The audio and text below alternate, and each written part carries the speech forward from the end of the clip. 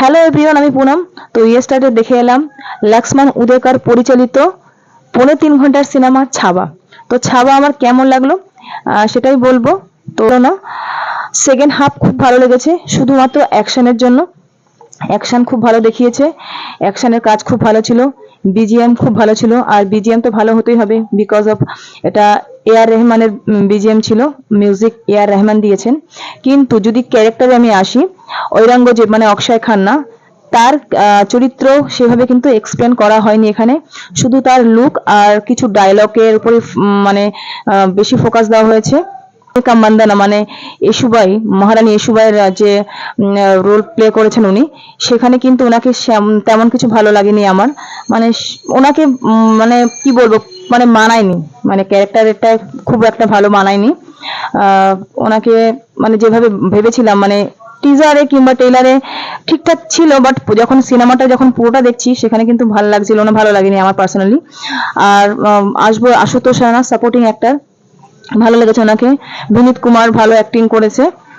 আর ভিকি কৌশল যেটা হচ্ছে লিড রোল, মানে সম্ভাজি, ওনার যে রোল, সব ঠিক আছে, সব ভালো লাগছে, কিন্তু আরো খুব ভালো হতো সিনেমাটা যদি কাহানির উপর জোর দেওয়া হতো। কাহানিতে কিন্তু সেরকম কিছু জোর দেয়নি লক্ষ্মীকান্ত উদেকার। তো সব নিয়ে সিনেমাটি 3.25 ঘন্টার সিনেমা, খুব একটা দমদার সিনেমা বলে আমার মনে হয়নি। দেখতে যেতে পারেন, বলবো না যে দেখবেন না, কিন্তু ভালো লাগবে না, মানে কতক্ষণে মানে সিনেমা হল থেকে বেরিয়ে আসবো সেটাই মনে হবে। আর এ আর রহমানের মিউজিক, কিন্তু গানগুলো মানে খুব একটা মানে মনে ধরে রাখবে এরকম কিছু হয়নি। ঠিকঠাক বিজিএম ভালো লাগছিল, মানে এক একটা অ্যাকশনে আলাদা আলাদা আলাদা বিজিএম ছিল। আর আর বলবো যে সিনেমাটিতে পয়সা লাগিয়েছে, মানে পয়সা ঢেলেছে, সেভাবে কিন্তু আমার মনে হয় না মানে কালেকশন আনতে পারবে, কারণ সিনেমা হল কিন্তু ফাঁকা ছিল, সেরকম কিছু ভিড় ছিল না।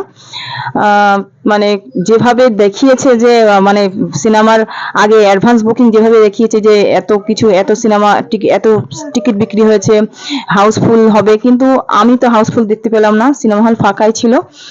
বাস ঠিক আছে, যেরকম নতুন সিনেমা রিলিজ করলে যেরকম লোক হওয়া দরকার, অডিয়েন্স হওয়া দরকার, সেরকম মানে হয়নি আমার। মানে সিনেমাটি পার্সোনালি আমার সেরকম কিছু ভালো লাগেনি। তো দেখতে পারেন যারা সম্ভাজি মহারাজের স্টোরি জানেন না, ওইতে যদি আরো খুব ভালো জোর দিত, মানে কাহিনীতে আরো জোর দিলে আরো ভালো হতো।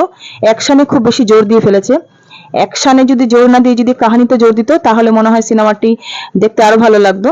তো যাই হোক, তো দেখে আসুন, যদি মনে হয় যে আহ, কিছু একটা হিস্টোরিক্যাল দেখবেন, স্টোরি দেখবেন, তো দেখে আসতে পারেন।